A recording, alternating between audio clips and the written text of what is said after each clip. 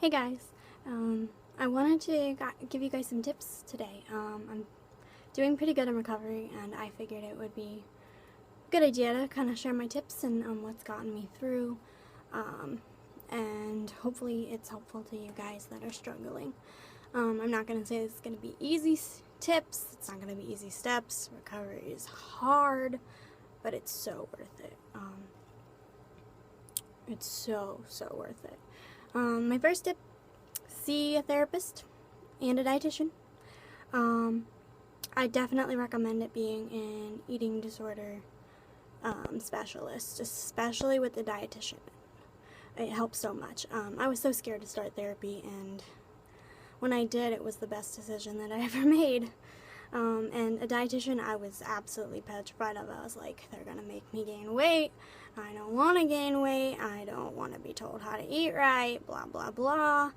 And I went into treatment, and they had a eating disorder specialist dietitian there, and I learned so much about like how your body handles food, and that it was okay to eat, and that I just didn't need to do what I was doing. So those are definitely my first two recommendations, or my first recommendation. Second, let's see, I had a whole list. Oh yeah, diet pills, laxatives, don't do them. Stop. If you're taking them, stop. They don't help, I promise. I'm taking every kind there is. I convinced myself they were working, keeping me sane, and really they were driving me insane. It just fed my obsession. That also goes along with counting calories. If you have to, take it one snack, one meal at a time. Stop. Altogether. Stop. Won't kill you, I promise. I thought it would kill me. I thought I could never stop counting calories ever. And there are going to be some that, you're going to know just off the top of your head, and let it come in one ear and go out the other. It's not worth it. I used to obsess about how many calories I ate a day, and that just drove my eating disorder so much. It drove me nuts. So I took one meal at a time, one snack at a time, and I was like, I'm not going to count these today. Or I'm not going to count this one snack. Then eventually it was, I'm not going to count this meal. I'm not going to count this meal.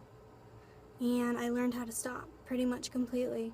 And I have a lot more peace of mind now doing that. My next tip would be throw out the scale, or hide it from yourself, or put it away somewhere. I can't sit there and say that I've actually thrown out my scale, unfortunately. I still love my scale. I know it's like partying with your best friend, but what I did was I would be like, okay, today I'm not getting on it. And I didn't. Or I'm not getting on it twice a day today, I'm going to get on it once today. And I slowly worked myself off until I pretty much stopped weighing myself almost completely. I do it now just to check where I'm at, make sure that I'm still maintaining my weight. I was afraid that if I stopped using it, that I would get fat, and then I wouldn't know what I weighed, and oh my god, I'm gonna lose my mind. But it really didn't turn out that way. When you have a dietitian on your side, you have to learn how to trust them, learn that they're not there to make you overweight, they're there to get you at a healthy weight and then help you maintain that weight. And for me, that was really difficult to learn to maintain my weight and not be the thin person that I wanted to be. But oh my gosh, like, you're so much happier. You have to remember, you're not your weight, and people don't love you because of your weight. They love you because of who you are. And at the end of the day, it's such a small thing. And I know that's so hard to say when you are in the midst of your eating disorder, because I wouldn't have believed it months back. Okay, so dietitian, therapist, eating disorder specialized if possible.